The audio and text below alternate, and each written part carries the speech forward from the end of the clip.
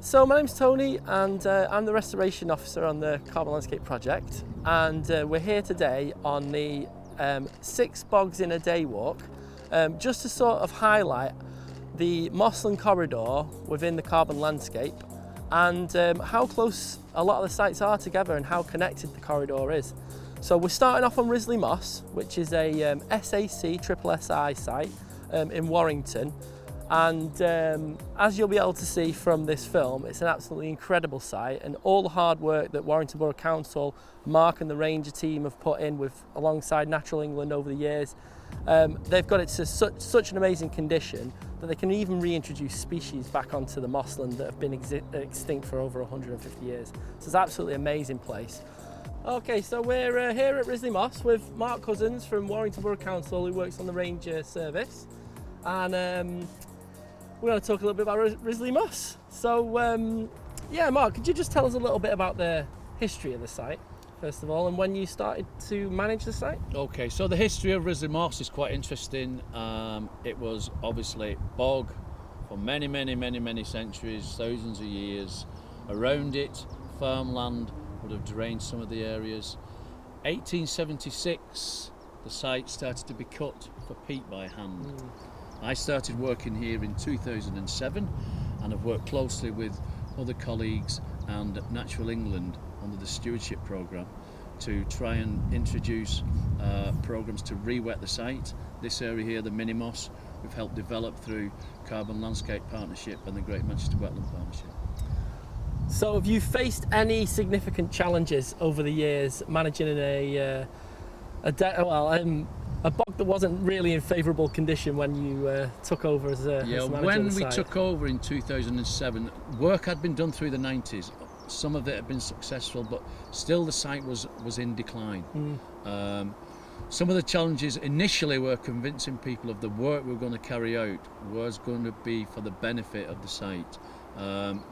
And we basically focused on, with Natural England, trying to put the works in place, and then people would see as a natural progression how development and appropriate re-wetting would improve the site vastly, both for climate change initiatives and bringing in the carbon dioxide into a growing bog, plus all the species which would then develop. And that's the reason for the Mini Moss. It's part of the main Mossland. You can get people into this area to see bog developing. So the site's designated as triple SI? The whole of the site is triple SI, that's Site of Special Scientific Interest. That's the Natural England designation. The Mossland area is part of the Manchester Mosses, which includes Astley Moss and Holcroft Moss, Bedford Mosses, and that is a special area of conservation, and that's a much wider European designation of protection, and that's particularly for the Lowland raised bog element. The triple SI element contains the bog and the woodland areas for breeding bird assemblage. And in your opinion, what's so special about Risley Moss, Mark? So what's so special about Risley Moss? What people sometimes don't quite realise is that when you're developing a woodland, you can get an area, you can start planting trees, you can develop that within just a couple of decades, but you cannot create a bog. We have lost 96% of our mossland habitat, our bog habitat. That's why within the northwest we use all these initiatives to re-wet them. You can only try and preserve and protect and try and restore areas of bog. Risley Moss is one of those remnants. It links into the other areas through green networks, but focus on a site like this, which is 220 acres of special habitat where you get specific plants. You get the sundews, the sphagnum mosses, the cotton grasses, the white-beaked sedges. We've recently had it reintroduced for the first time in 150 years, the great sundew. That means some of the species that have been lost from the area when the bogs were drained. The large heath, which is the Manchester argus, that's been reintroduced next year, not been seen for 150 years. The bogbush cricket we could now reintroduce because the site's much wetter and better protected. It won't burn. Brilliant. Thank you very much, Mark, for your time, and keep up the good work. Thank you. We're going to be moving on to Pestfurlong Moss next, which is only a stone's throw away, just to highlight how close the Mosslands are. We've had a team The whole group can actually walk from from Risley Moss through to Pestfurlong Moss in probably less than about 10 minutes. All right, so we're here at Pestfurlong Moss, which is bog number two on the bog list of 6 bogs. And I'm here with Neil Oxley, the site manager of Gorse Mounds, where Pestfurlong Moss sits within, and Dr. Paul Thomas from Natural England, who's been involved in a lot of the re-wetting work here. So I suppose first of all, could you just tell us a little bit about the history of the site, Neil, and how I suppose Pestfurlong Moss has managed to survive in this landscape? Well, the mounds itself, gorse-covered mounds, was created from the rubble of the old Risley bomb factory. So when that was demolished, a lot of the building rubble and spoil was mounded up here to create a barrier to the new M62 that was being built for the new housing estate as well. And the Pestfurlong Moss is a remnant of Holcroft Moss, which is further along in the landscape.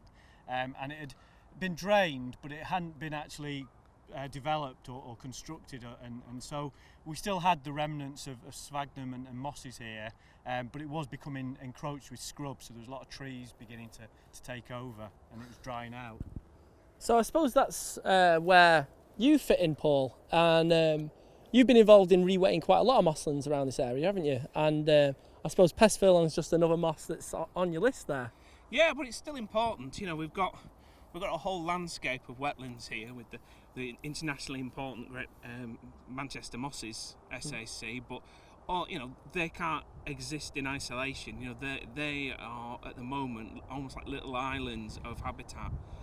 They need to be connected. You know, for species to thrive and have a sustainable future, there needs to be connections between these sites. So sites like this one, which sits between Holcroft and Risley, for instance, it's a really important stepping stone, for wildlife to move between the sites, So, and also it's almost like an insurance policy as well. I think we've got the bog bush cricket here. We're working on reintroducing that to some of the other mosses around here. But if something goes wrong, say there's a fire on one of the mosses, the more sort of baskets we've got our eggs in, as it were, the more of a future these species have got. Brilliant. Right, so we're here on Holcroft, and I'm with Fiona McGerrill, who's the site manager of the site, and with Paul as well from Natural England, who's been involved in a lot of the management and the re-wetting of Holcroft. So first over to Fiona. Welcome to Holcroft Moss. This is a Cheshire Wildlife Trust owned site. It's designated SSSI and part of the Manchester Mosses SAC. We've been working with the Carbon Landscape Partnership for 2 years so far on restoring the wetland, and there's been all kinds of involvement with all different partners in the partnership. And so going back to a bit of history of the re-wetting of Holcroft, you've been involved in quite a lot of that work, haven't you, Paul? Can you tell us a little bit about that?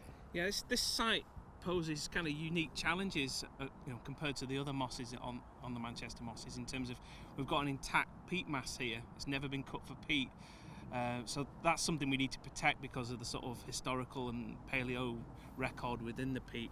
There's a lot of research goes on into that, looking at past climate and industrial pollution and things like that.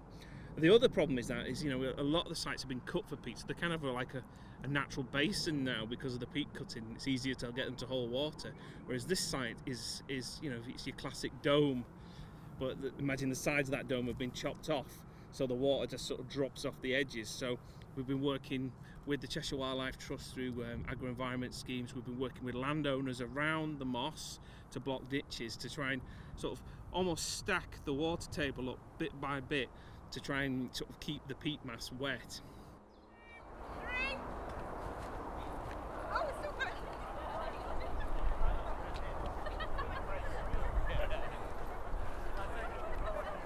I'm here with Steve Garland from the Lancashire Wildlife Trust, and I suppose it's nice to just capture a little bit of history really in the sort of the wider landscape, and what your involvement's been in the mosslands really over the years. Well, yes, I mean, when I was first involved in the Wildlife Trust, which goes back more than 20 years, we had a couple of little reserves around these mosslands, and we were guarding those, preserving them, and we thought we were doing a good job. And the idea at that time that we would now be talking about developing and connecting up all these sites with such a huge area. People would have laughed at us. And it's just fantastic that we now do this. The meeting we've had today, there'd have been very little to look at in those days. I suppose people stood on little various bits of moss and throughout the landscape shouting over to each other or something like that. And as people have been saying today, it's joining all these up. Yeah. That's the really exciting bit with all the different partners that we work with. You know? Yeah. All right, brilliant. Thank you very much. Cheers. So here we are at Little Wolden Moss. Over 100 hectares of mossland in various stages of restoration. It's an amazing example of what's possible as far as restoring a bog back from a completely bare extraction site to what you see today. There's all sorts going on here, and there's a lot of focus on the future of this site as well and how it fits into the NIA and the Mossland network. And I'm here with Mike Longdon, who is the project officer on the Peatland Initiative project, and he's going to tell us a little bit about the site. So, Mike, you just tell us a little bit, I suppose, about the history of the site at first. So Little Wolden Moss is 107 hectares and was an old peat extraction site. The Lancashire Wildlife Trust bought it in 2012 and we've been restoring it ever since. So what you see behind me now is the next phase of restoration work, and we're going to be currently starting work very shortly to actually re-wet this area. Within the Chat Moss and Manchester Mossland Special Area Conservation, Little Wolden sits in the middle of it. So you've got kind of Astley moss on one side, Risley moss on the other side, and this is an important stepping stone for both wildlife and people to move around the mosslands. So hopefully once this is restored and re-wet, we can start really kind of increasing the biodiversity here, getting a lot more species richness here, so getting key bog species like tail cottongrass, common cottongrass and cross-leaved heath, and we'll be doing a lot of planting of those in the next couple of years, and within that, within the next 5 to 10 years, we're looking at reintroducing the large heath butterfly to here as part of the next stage of the reintroduction programme. All right, cool. So here we are on Little Wolden Moss, and I'm here with Mick Weston from Lancashire Wildlife Trust, who's just going to explain a little bit about the history of the site. So yeah, over to you, Mick, really. Okay, well, Little Wolden Moss, we first got involved in this back around 2009, something like that. We were having a real push on mossland habitats in the area, and this area was down in the mossland inventory as completely destroyed. Wow. With no prospect of restoration. And the reason for that was because it had planning permission for peat extraction up until 2042. So, you know, another 20 odd years. And the end use of the site was for low-level agriculture. So they were only intending to retain less than half a metre of peat, and that would have been impossible to restore the site. We spoke with the owners, which at the time was Peel Holding, and they agreed to sell the site to us if we could raise the money. So subsequent to that, we spoke to the Heritage Lottery Fund, came up with a bid, and in the end we put together quite an ambitious plan to purchase this site from Peel, to negotiate a surrender in the lease from the peat extraction company, and then to do the first stage of restoration. So we successfully bought it in 2012. The peat extraction company was a company called Scots, who were quite amenable to our ideas of a negotiated settlement. And the key to the purchase was that even though the planning permission went till 2042, the lease with Scots was due to expire in 2018, and we didn't have to extend it. So the deal we did with Scots was that they would surrender 70% of the site, and bearing in mind the site is 100 hectares a square kilometre, it's a big site. So they were going to surrender 70 hectares and continue peat extracting on 30 hectares, and that's what they did. So we started restoring this area here, and there was a major ditch every 22 yards running the entire length of the site. So I don't know how many ditches that is, but it's a lot. So the first phase of works was infilling all of those ditches, infilling the perimeter ditches and putting the basic system of bunds in for water retention. And then subsequently, when the peat extraction lease expired down there in 2018, we took that bit of the site on and we walked through that early, and you saw the early stage restoration. So now we're in the second stage of restoration, which is probably the final one, and that's being funded by DEFRA Peat Fund 2 and quite an interesting arrangement with Heathrow Airport and British Aerospace, who are looking to offset carbon. Right. And with this being a peat bog, all of the peat in here stores vast amounts of carbon. You know, and peat's got a carbon content similar to coal. It's huge carbon content. And when it dries out, that carbon is emitted into the atmosphere. And when it's re-wetted, that carbon is locked back in. And the growth of the sphagnum mosses that we're trying to encourage will actually accumulate more carbon from the atmosphere. So in the end, it starts to store carbon as the peat grows up. So not only does it create a fantastic wildlife habitat, but it's good for climate change, storing carbon, and it's an amazing place for people to visit. It just shows you how valuable the mosslands are in a number of reasons, yeah. So it does, yeah, and this is one of a number of mosslands in this area. And surrounding Little Wolden moss here, we've got Astley moss, Holcroft moss and Risley moss, yeah. And they have got the highest designation in conservation terms, special area of conservation. So this was sort of a stepping stone in between. So if we can restore this back to wetland, it allows wildlife to move more freely across the landscape, rather than just being on these little isolated islands.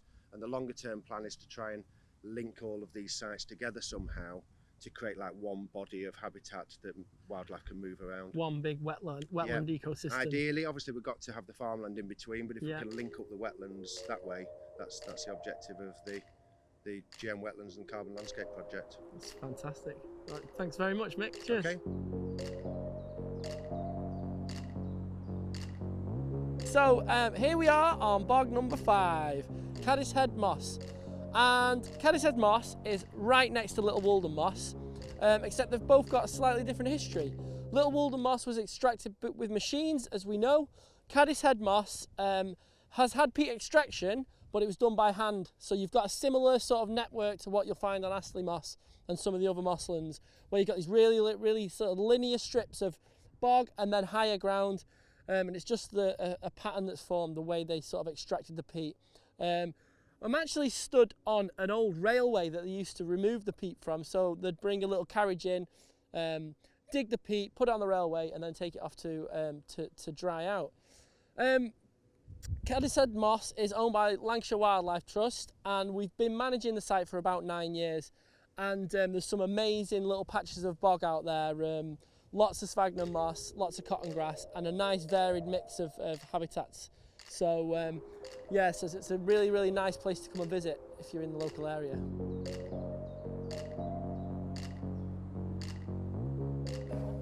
Okay, so here we are on Astley Moss. So this is the last bog in the Peat Bog Challenge of the day. So we've walked 6 bogs today, and this is the 6th and final stop.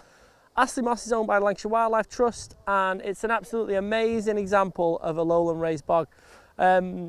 We've been managing it since the 80s, and it's a lovely mosaic of different habitats.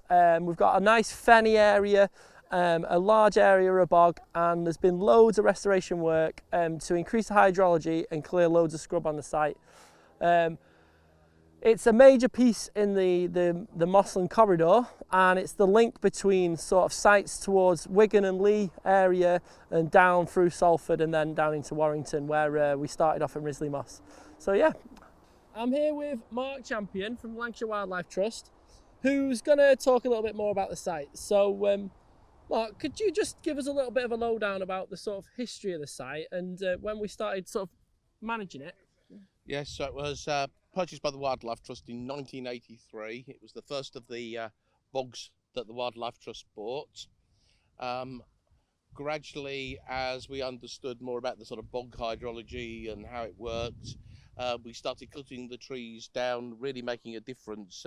From about 1999 onwards, there'd been some moving of sphagnum into the ditches and things, but it had been quite low key.